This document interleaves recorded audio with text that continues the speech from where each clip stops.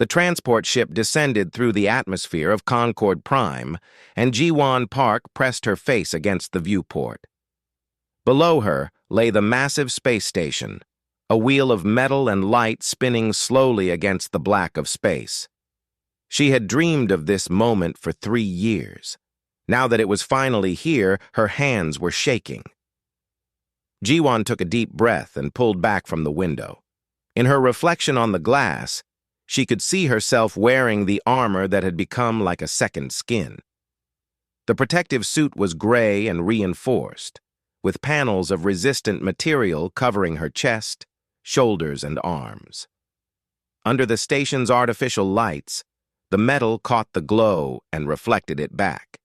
She was used to people staring at her when she wore it. On Earth, the stares meant respect. Here, she was not sure what they would mean. The ship touched down at Meridian Academy's docking bay, and Jiwon gathered her belongings. She had packed light, mostly clothes, her academic materials, and a small collection of items from home. Everything she owned fit into 2 bags. She was 22 years old, and she was starting her life over on a station filled with aliens from 100 different worlds. She stepped out into the corridor, and the gravity adjusted smoothly. Her armor was heavy, but she barely felt its weight anymore. She had been wearing it since she was 14 years old. It was part of her body now. The Academy's registration center was organized and clean.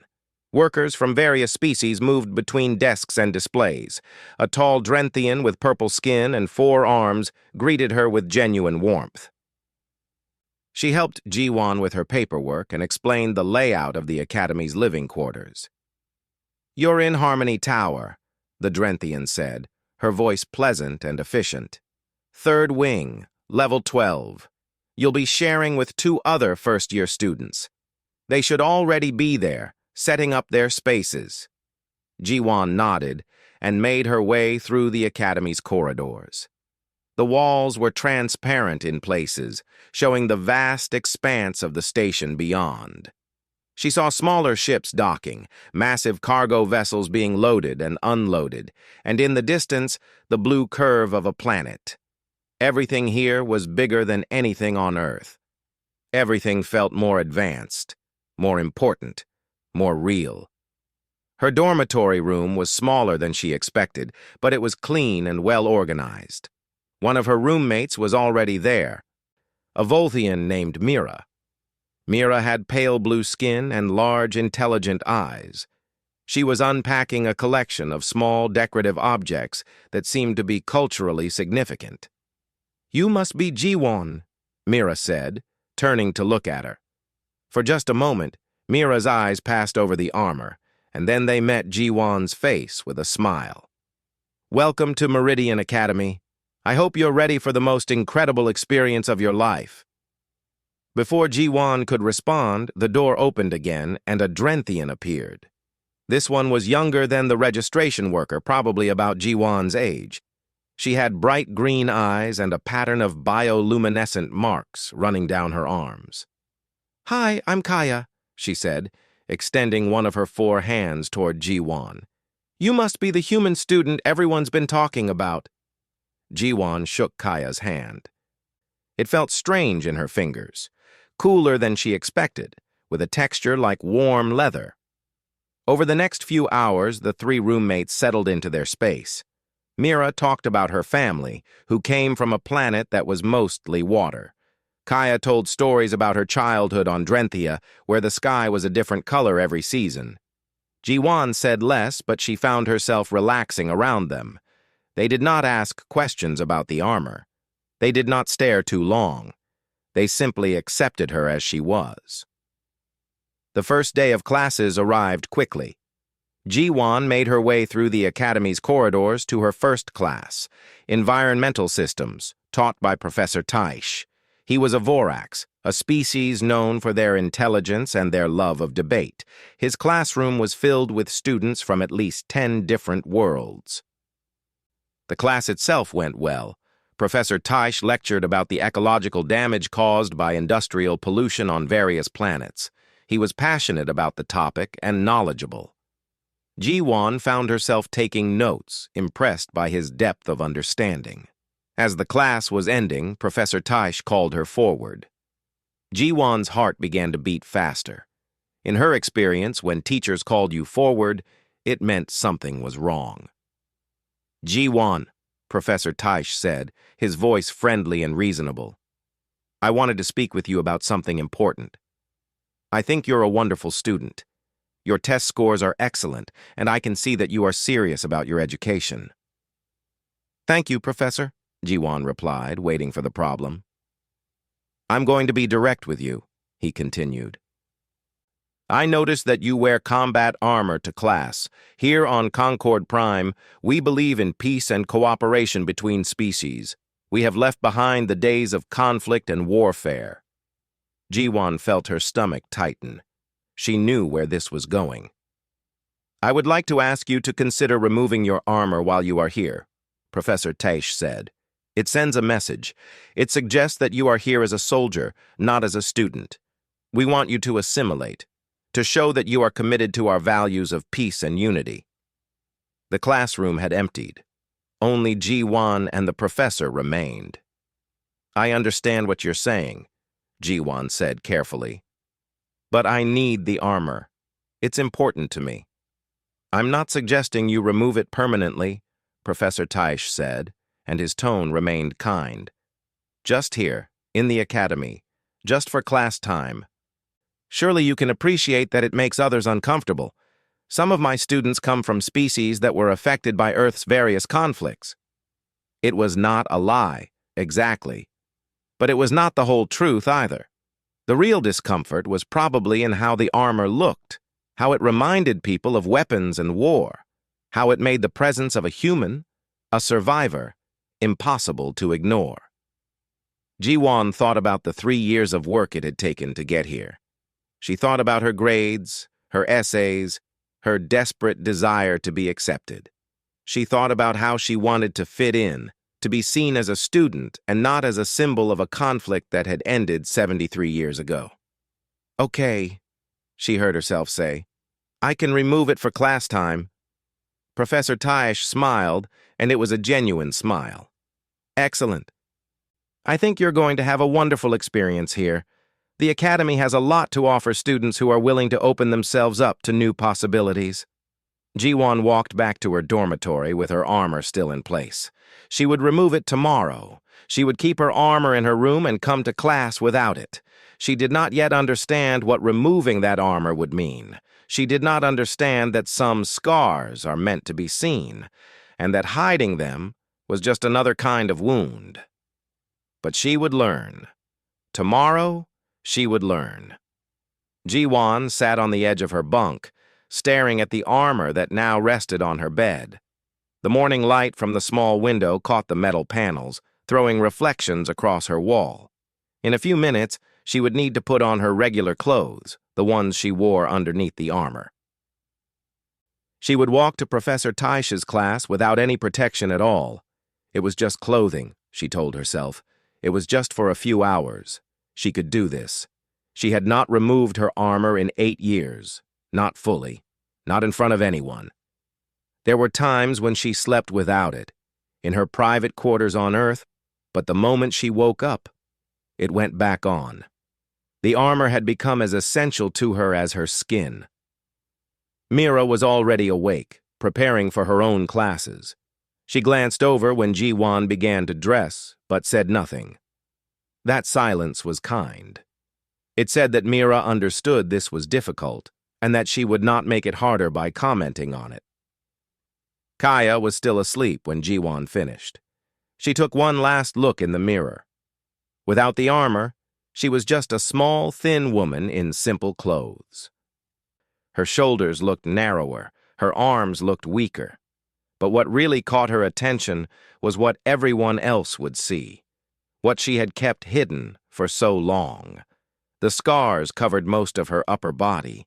The worst one started at her left shoulder and curved down across her ribs, ending just above her hip. The skin there was a lighter color than the rest of her body, with irregular edges and a texture that would never be smooth again. Other scars crisscrossed her chest and arms. Some were thinner, like lines drawn with a knife. Others were thicker, more brutal. They told a story written in fire and pain. She wore a loose shirt to cover them, but she could still see the outline of the deepest scar through the fabric. She pulled on a jacket and left the room before she could change her mind. The walk to Professor Taish's class felt impossibly long. Jiwon kept her eyes forward, trying not to notice if people were staring. Were they? She could not tell. Her heart was beating so fast that it drowned out most other sensations. She sat in her usual seat. The class began. Everything seemed normal. Professor Taish spoke about atmospheric cycles and weather patterns. The other students took notes. Time passed. When class ended, Jiwon stood quickly to leave. That was when she noticed the change in the room. Students who had been casual before were now looking at her directly. Their eyes were asking questions. A few of them turned to talk to each other in quiet voices. By evening, the entire dormitory seemed to know about it. Not because anyone had seen her scars directly, her loose clothing had hidden them well enough, but because word had spread that Jiwon had removed her armor and everyone wanted to understand why. The rumors started immediately. Some people said she was showing weakness. Others said she was trying too hard to assimilate. A few whispered that humans were not as tough as they claimed if they needed armor to feel brave. Mira and Kaya defended her without being asked. When other students made comments in the common area, Kaya's voice grew sharp and cold. "She can wear whatever she wants," Kaya said, her bioluminescent marks flashing with agitation. "And you can mind your own business." But Jiwon felt the weight of their attention like a physical thing. She spent that evening in her room, pretending to study while she actually just stared at her armor sitting on the shelf. The next day was worse. More people seemed to know her name. More people looked at her as she passed. In her afternoon class, a student actually asked her why she had stopped wearing protection. The question was posed as casual curiosity, but Jiwon could hear the real question underneath it. How much should she be ashamed? She made an excuse and left the class. By the end of the week, a formal complaint had been filed. A student from Kelthara, a world that had suffered greatly during the Vilthron invasion, had brought it to the Academy's administration. The student claimed that Professor Taish had used his position of authority to intimidate a student into removing protective gear, and that this action showed insensitivity to the suffering of all species affected by war and conflict. The complaint mentioned Jiwon by name. It made her a public case. The Academy asked Jiwon to come in for a meeting.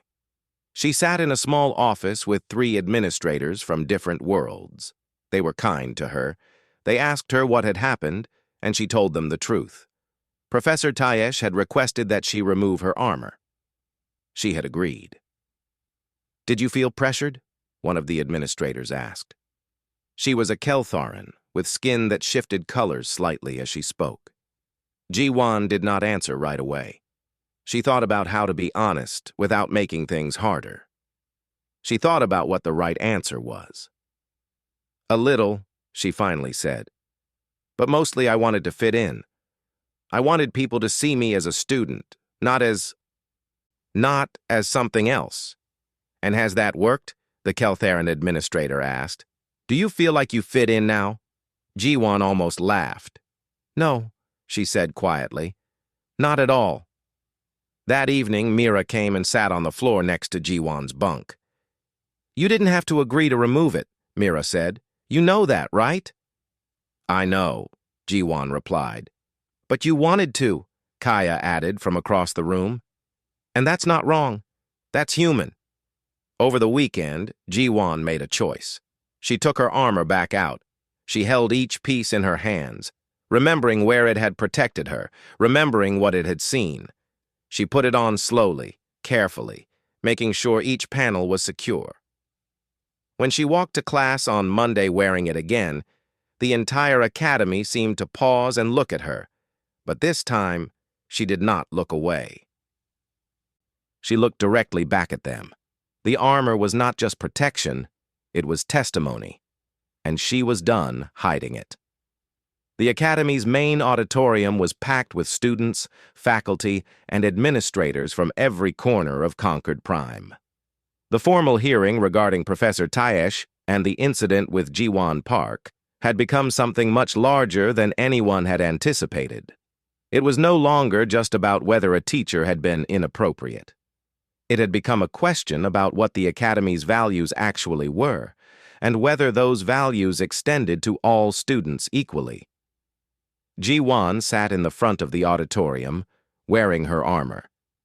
Next to her sat a representative from the Academy's Student Advocacy Office, a helpful Drenthian named Shen who had 4 arms and used all of them to take notes. Behind her, she could feel the presence of Mira and Kaya, sitting in the rows reserved for concerned students. Professor Taesh sat on the other side of the auditorium with his own representative, a stern-looking Vorax who wore expensive clothing made from materials Ji-won did not recognize. The hearing began with opening statements. The Academy's chief administrator, a human woman named Director Chen, explained the facts of the case. She spoke clearly and without emotion, laying out what had happened and why it mattered. Then it was time for Ji-won to give her statement. She stood, and the entire auditorium fell quiet. She had prepared what she wanted to say, working with Shen all week, but when she opened her mouth, she found that the words she had written no longer felt true. They felt too small for what she needed to express. "I want to explain about my armor," Ji-won began. "I want to explain why it matters to me." She paused, gathering her thoughts. She could see Professor Taesh watching her, his expression curious. He still did not understand what was about to happen. "When I was 14 years old, I was conscripted into Earth's military defense force," Ji-won continued. "I did not choose this. My world was being invaded. The Vilthrans came from the sky, and they destroyed our cities. They destroyed our infrastructure. They destroyed our people." She took a breath. "I was trained to fight. I was given weapons and armor, and I was sent to defend my home.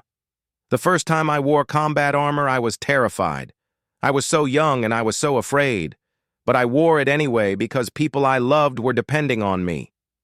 The auditorium was completely silent now. "I was part of the defense of Seoul," Ji-won said, and her voice grew harder. "For 12 hours, my unit held a position against Vilthran forces. We were outnumbered. We did not have better equipment. We just had courage and determination." She could see Kaya leaning forward, hanging on every word. "During those 12 hours, 17 people died," Ji-won said.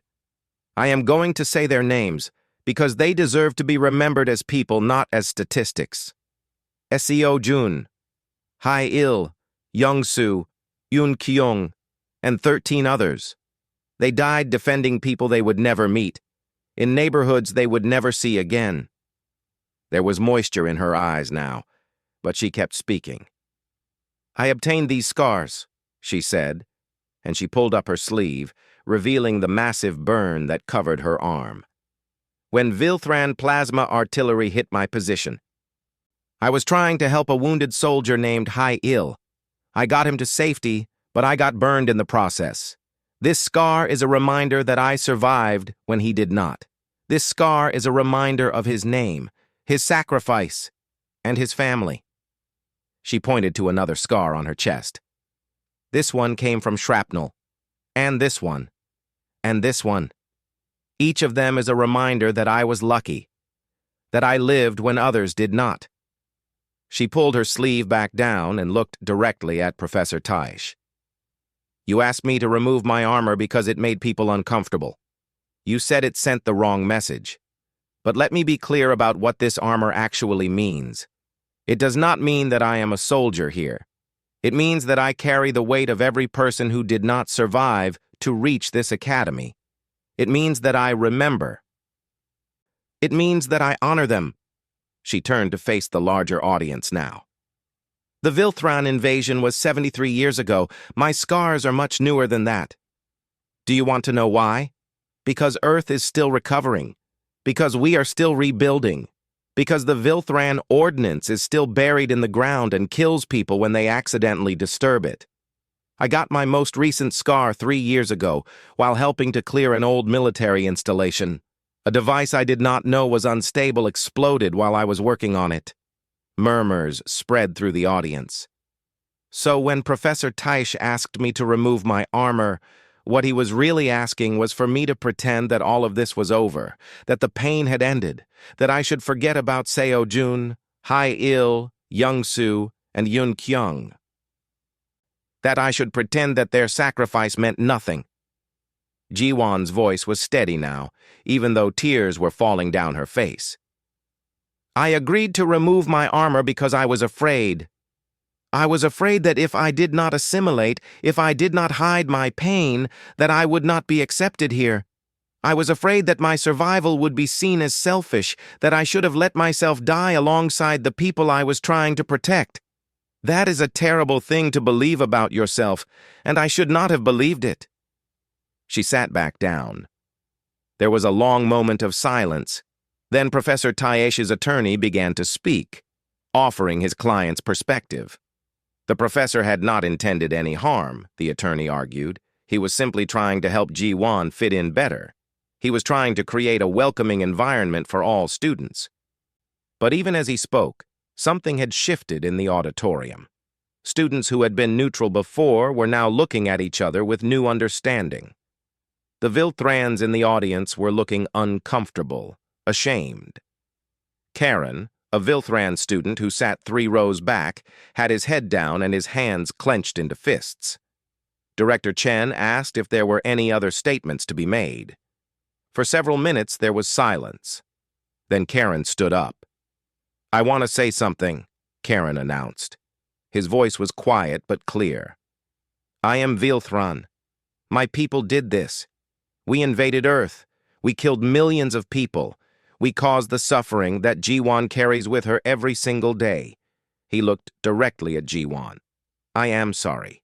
I am so sorry. No words I say will ever be enough, but I am sorry. Then he turned to address the full auditorium. Our people were wrong. The invasion was wrong. The people who ordered it were wrong, and they should have faced justice long ago. I cannot fix what was done, but I can commit right now, in front of all of you, that I will spend my life trying to help repair the damage.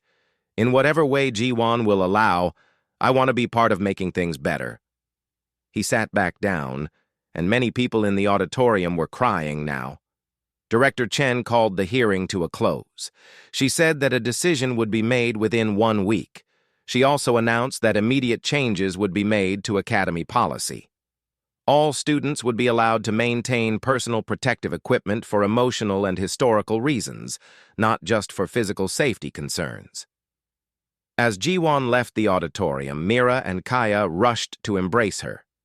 Karen approached carefully, keeping his distance until Ji-won nodded that it was okay. Thank you for speaking your names, Karen said. The fallen soldiers. Thank you for making sure the galaxy knows who they were. Will you remember them? Ji-won asked. For the rest of my life, Karen promised. And in that moment, something that had been broken for 73 years began, very slowly, to heal. 3 weeks after the hearing, Karen showed up at the dormitory looking nervous. Ji-won had gotten to know him a little in the days since the formal session, but this was the first time he had come to find her privately. He held a data tablet and his fingers were trembling slightly as he handed it to her. I have been writing something, Karen said.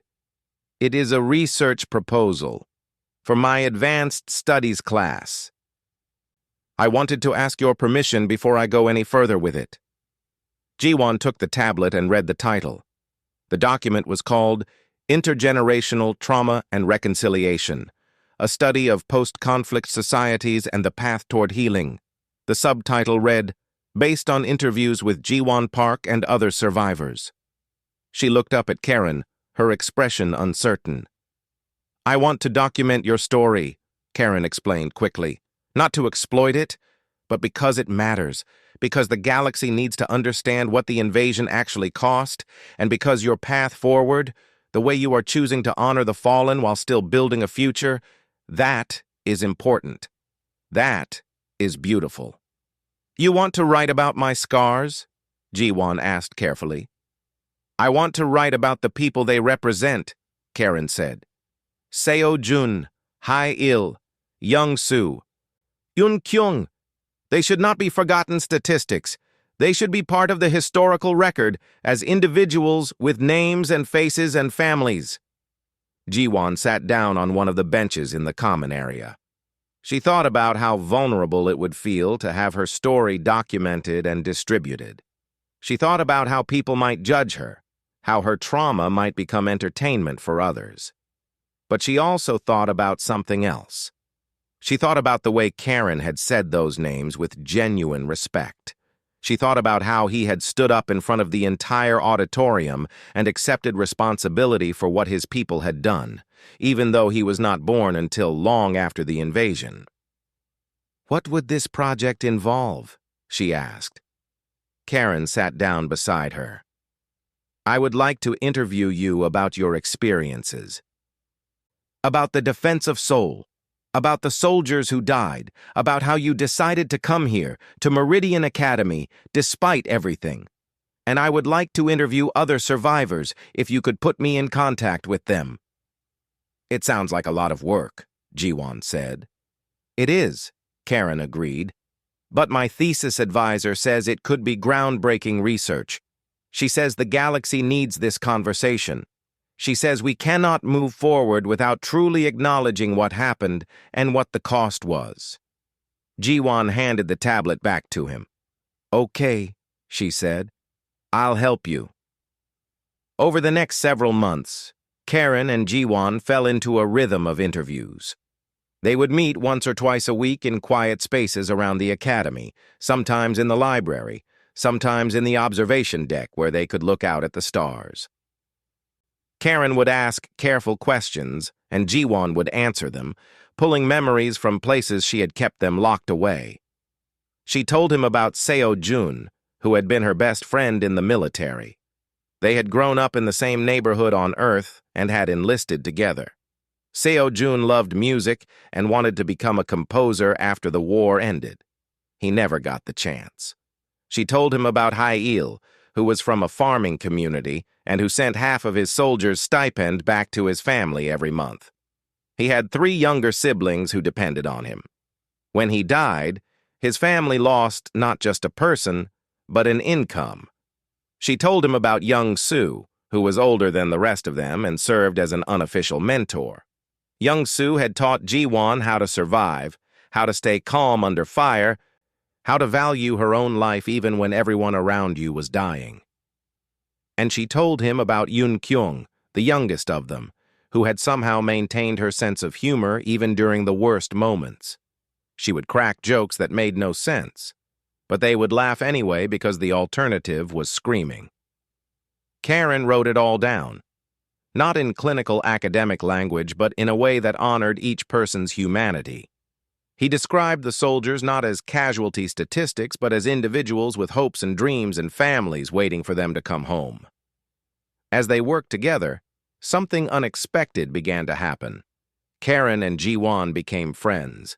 Real friends, not just research partners. They would talk about things beyond the war.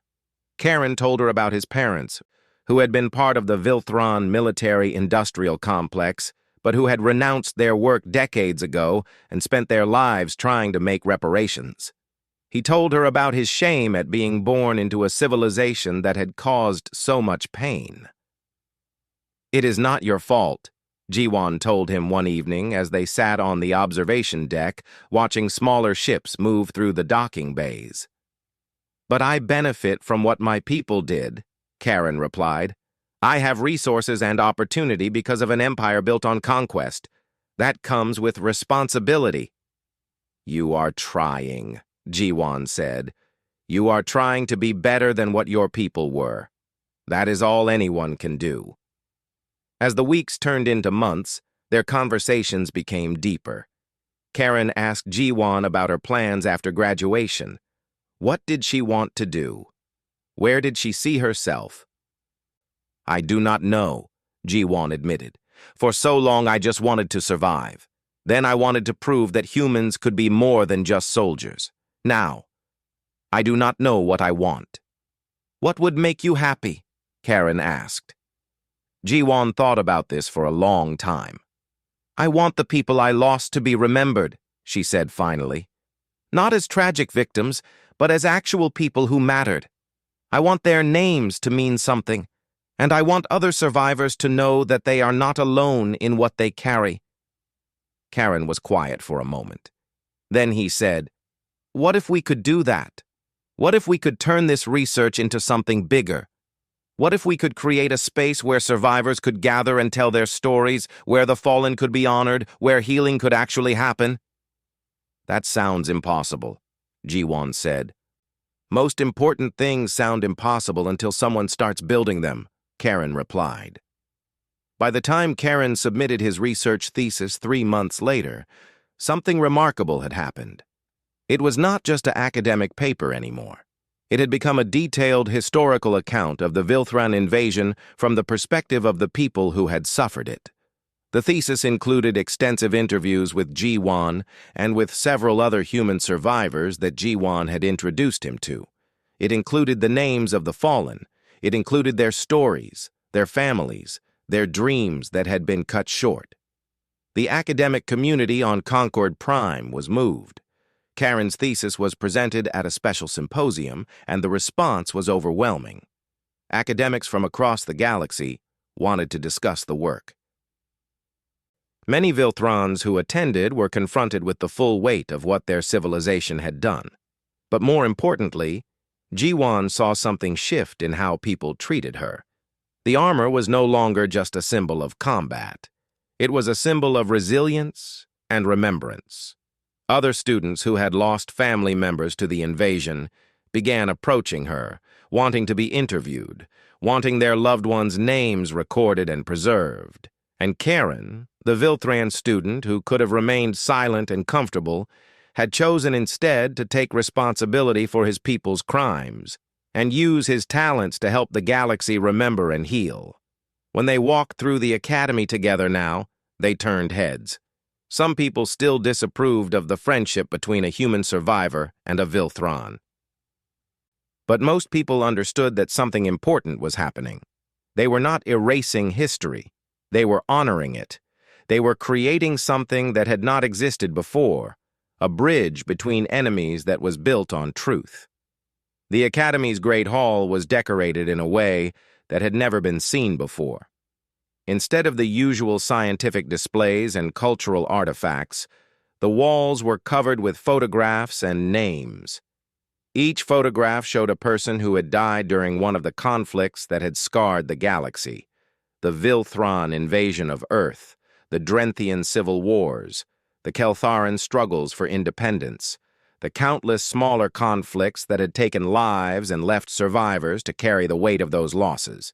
The memorial event was called We Remember, and Ji-won had worked on organizing it for the past 3 months. She had not expected to become involved in this kind of work, but after Karen's thesis had been completed, people had begun approaching her with ideas for how to continue the conversation, how to make sure the dead were not forgotten. Ji-won stood backstage, looking down at her armor. She had prepared a speech, but she was more nervous about what came after.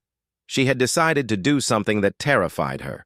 She was going to remove her armor in front of the entire academy, not because anyone had asked her to, but because she had chosen to. She was going to stand bare-scarred in front of everyone, showing them exactly what survival looked like. "You do not have to do this if you do not want to," Mira said, appearing from the shadows. Mira had become friends with both Ji-won and Karen over the past months, serving as a calm presence and a voice of reason. "I know," Ji-won replied, "but I want to.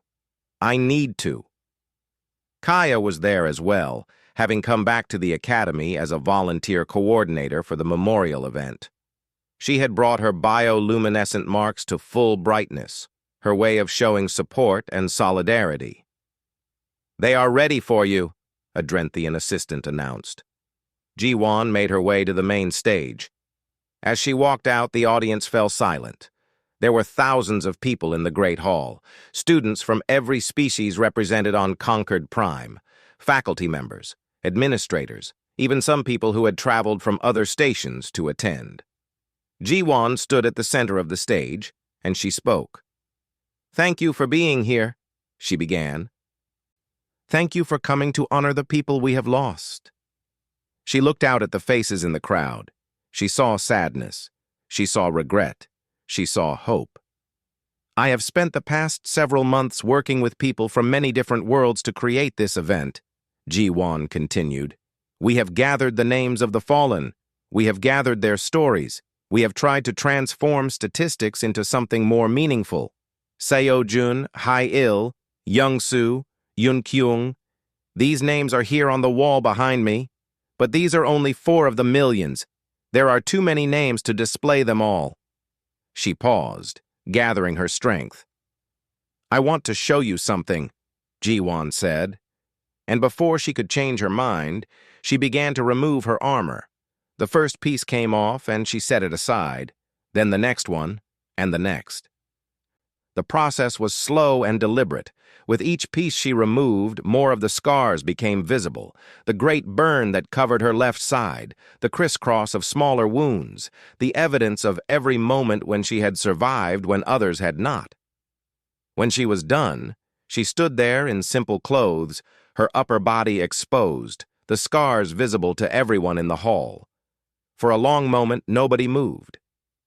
Then, from the audience, a Drenthian student stood up. As everyone watched, she pulled off her shirt, revealing prosthetic limbs where real arms had been destroyed in a mining accident. Not a war, but part of the same reality that wounded people lived in. Then a human man stood and removed his shirt, showing burns and scars from the Vilthran invasion. And a Kelthuran woman. And a Volthian child who had been injured during a conflict on her home world. Within minutes, dozens of people had stood up and revealed their wounds. The Great Hall became a testament to survival, to the cost of conflict, to the reality of what happened when worlds collided. Ji-won was crying now, but not from sadness, from being seen, from finally not being alone with her scars. Then Karen stood up. "I am Vilthran," he announced. His voice carried across the hall. "My people caused much of this suffering. We invaded Earth. We invaded other worlds. We conquered and destroyed and left scars that will never fully heal." He paused, and his voice grew stronger. "I cannot change what my people did, but I can commit here and now in front of all of you to spend my life helping repair the damage." I have worked with Ji-won Park and other survivors to document their stories. I have created a thesis that preserves the names of the fallen. And I want to propose something bigger.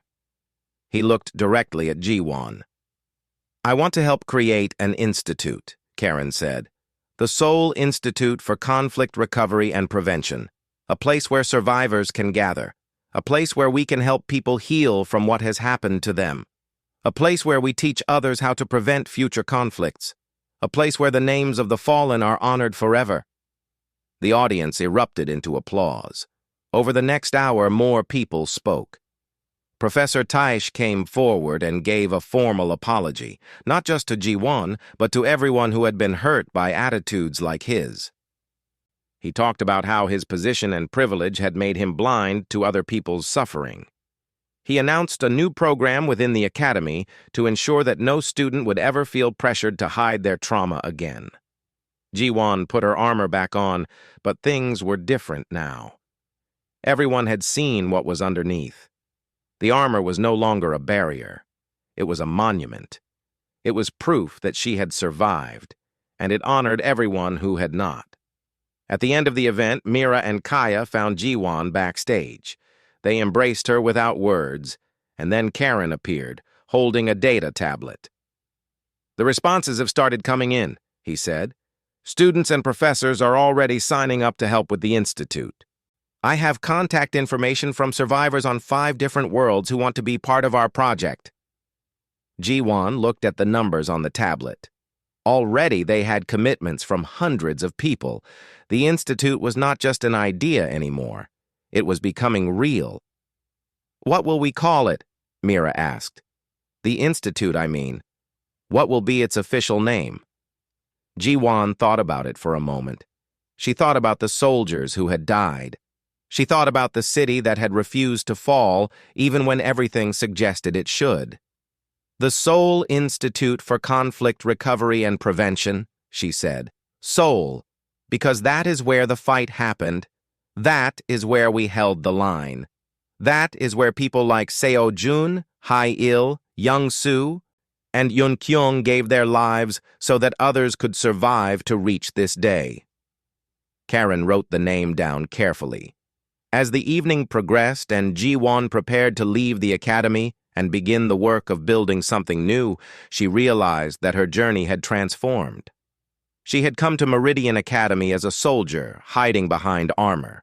She was leaving as something else entirely: a witness, a healer, a bridge between worlds. The armor would stay with her. It would always be part of her identity. But now it meant something different. It was not about protection or distance. It was about memory. It was about refusing to let the past be forgotten and using that remembrance to build a better future.